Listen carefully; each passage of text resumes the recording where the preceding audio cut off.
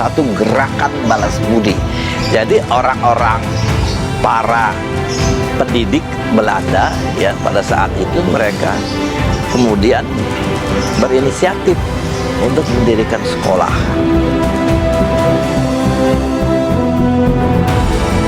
Kemudian menjadi semboyan Kementerian Pendidikan dan Kebudayaan ing ngarsa Sumpulodo Mangun Karso Tutwuri Handayani.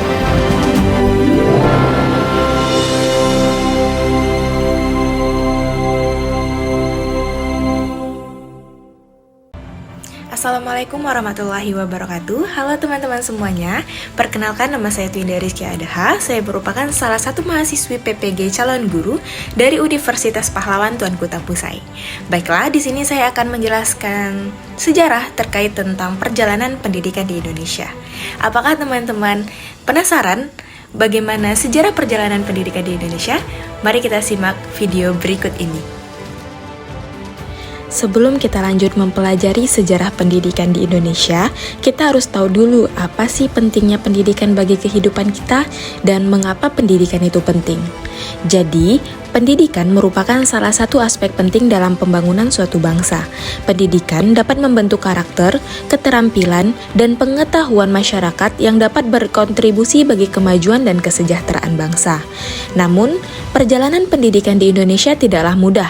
Sejak zaman kolonial hingga kini, pendidikan di Indonesia mengalami berbagai tantangan, perubahan, dan juga perkembangan. Yang pertama ada pendidikan zaman kolonial Belanda.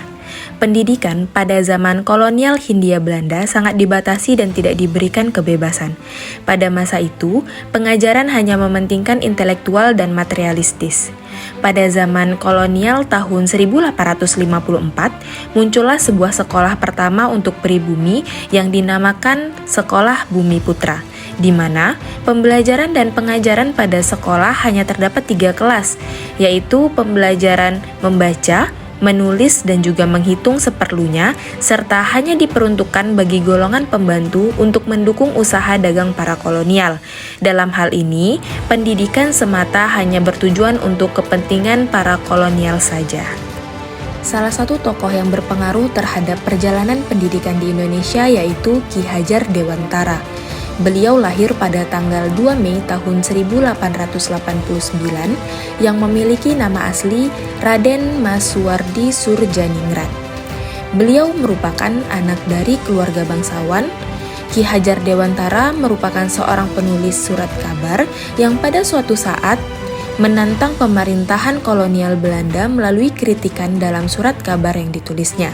Hingga pada sewaktu-waktu, dalam tulisannya yang berjudul Seandainya Aku Seorang Belanda, beliau diasingkan ke Belanda pada tahun 1913. Selama pengasingannya, Ki Hajar Dewantara bertemu dengan Does Dekker dan Dr. Jipto Mangunkusumo, di mana mereka lebih dikenal dengan sebutan Tiga Serangkai.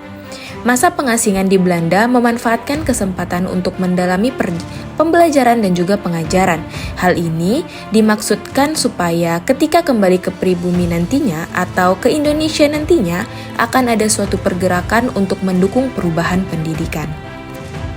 Pada tahun 1920 muncullah cita-cita baru untuk perubahan radikal dalam pendidikan dan pengajaran, di mana hal ini dapat menjadikan semangat baru bagi masyarakat pribumi. Selanjutnya di tahun 1922, Ki Hajar Dewantara mendirikan sebuah wadah untuk anak-anak bangsa yang dapat belajar dan juga menuntut ilmu. Tempat tersebut didirikan di Yogyakarta yang dinamakan sebagai Taman Siswa. Taman Siswa didirikan sebagai gerbang emas kemerdekaan dan kebebasan kebudayaan bangsa, di mana di Taman Siswa ini siswa-siswa juga dikenalkan dan juga diajarkan budi pekerti hingga pendidikan kebangsaan.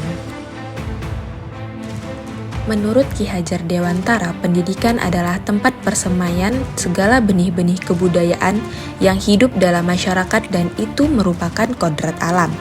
Di dalam semboyan pendidikan, Ki Hajar Dewantara menuliskan kalimat ing ngarso sung tulodo, ing madya mangun karso, tutwuri handayani, yang memiliki arti Di depan pendidik memberi contoh, di tengah pendidik memberi ide, di belakang pendidik memberi dukungan.